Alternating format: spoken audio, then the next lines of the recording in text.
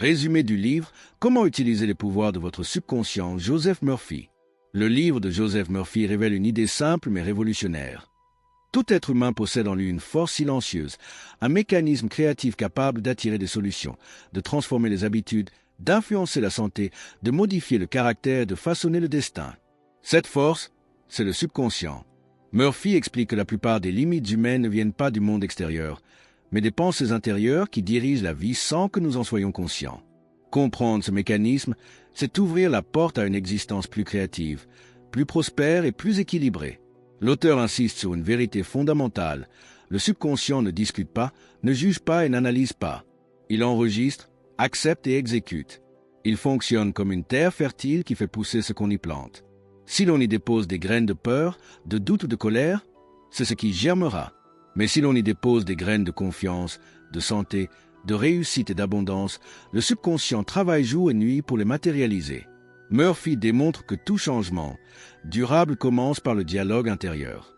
Ce que nous répétons, imaginons et ressentons intensément devient progressivement notre réalité. L'être humain vit donc entre deux mondes, le conscient, qui décide et choisit, et le subconscient, qui exécute et attire. Le conscient est comme un pilote, le subconscient comme le moteur. Beaucoup veulent réussir en changeant seulement l'action, alors que Murphy montre que l'action la plus puissante est invisible, intérieure, silencieuse. Pour lui, les pensées sont des forces organisées qui attirent des conditions similaires. Pensée santé crée les bases internes de la santé. Pensée réussite attire des idées, des opportunités et des personnes en accord avec cette vision. Pour activer les pouvoirs du subconscient, l'auteur propose plusieurs principes clés. Le premier est la répétition d'idées positives. Lorsque l'on répète une pensée claire, précise et constructive, surtout le soir avant de dormir, elle pénètre profondément dans le subconscient. Ce dernier commence alors à organiser les émotions, les croyances et même les comportements pour avancer dans la direction indiquée. Murphy insiste sur l'importance de remplacer chaque pensée négative par son opposé.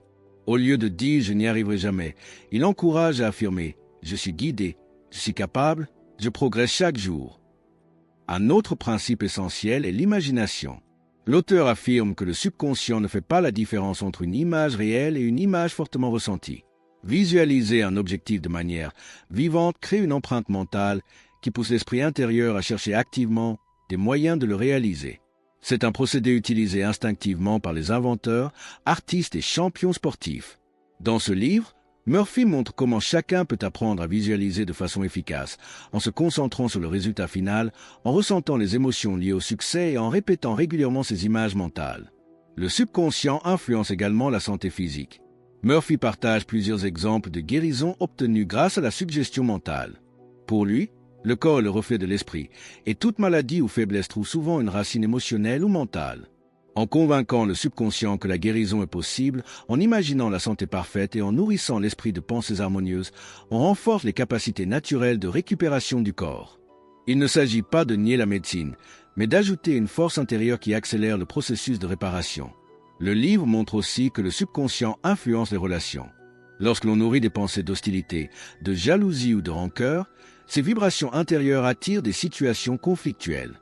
À l'inverse, cultiver la paix intérieure, le respect, la gratitude et l'ouverture attirent des relations plus harmonieuses.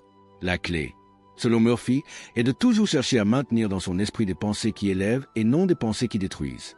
Le subconscient réagit fortement aux émotions. Plus l'émotion est intense, plus elle grave profondément une idée et la transforme en réalité. La prospérité financière est également abordée. Contrairement à l'idée que l'argent viendrait uniquement de l'effort physique, Murphy explique que la richesse est souvent la conséquence d'un état d'esprit intérieur harmonieux. Une personne qui se sent pauvre, qui craint le manque ou qui entretient un rapport négatif à l'argent crée inconsciemment des blocages. À l'inverse, une personne qui croit mériter la prospérité, qui nourrit des pensées d'abondance et qui voit l'argent comme un instrument de progrès attire naturellement des opportunités. Le subconscient ouvre la voie à de nouvelles idées, de meilleures décisions et des rencontres favorables. Un autre enseignement puissant du livre est la loi de substitution. Lorsque l'esprit conscient est envahi par la peur ou l'angoisse, il est inutile de lutter directement contre ces émotions. Il faut plutôt les remplacer par des pensées plus fortes. Le subconscient travaille selon la loi du dominant. Ce qui occupe le plus d'espace émotionnel gagne. Ainsi, introduire délibérément des pensées de calme, de confiance et de gratitude finit par neutraliser les pensées de peur. Murphy insiste aussi sur le rôle du pardon comme libération mentale. Garder de la rancune ou de la colère emprisonne l'esprit dans des schémas négatifs qui attirent encore plus de difficultés.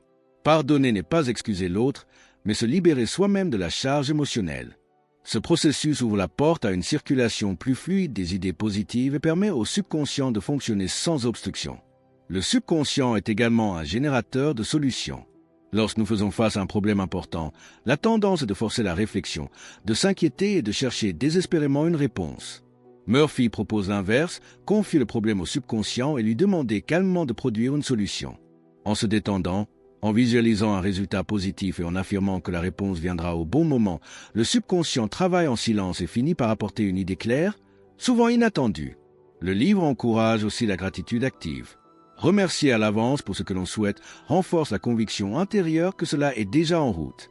Le subconscient réagit puissamment à ce sentiment de certitude et agit pour aligner les circonstances. Pour Murphy, la gratitude est un activateur spirituel et mental qui accélère la manifestation. Chaque chapitre du livre converge vers une affirmation centrale. L'être humain crée sa vie de l'intérieur.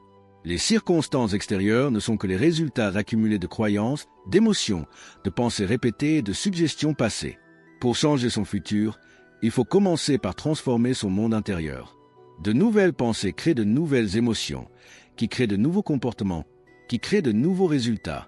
Ainsi, le message final du livre de Murphy est simple et puissant. Vous possédez déjà un outil extraordinaire, un allié fidèle, un pouvoir créateur, votre subconscient. Ce n'est pas un don réservé à certains, c'est une capacité forte. Rejoignez la communauté L'Art de réussir pour ne rater aucun de nos prochains résumés de livres et continuez à élever votre esprit vers la réussite. L'Art de réussir, la chaîne du succès.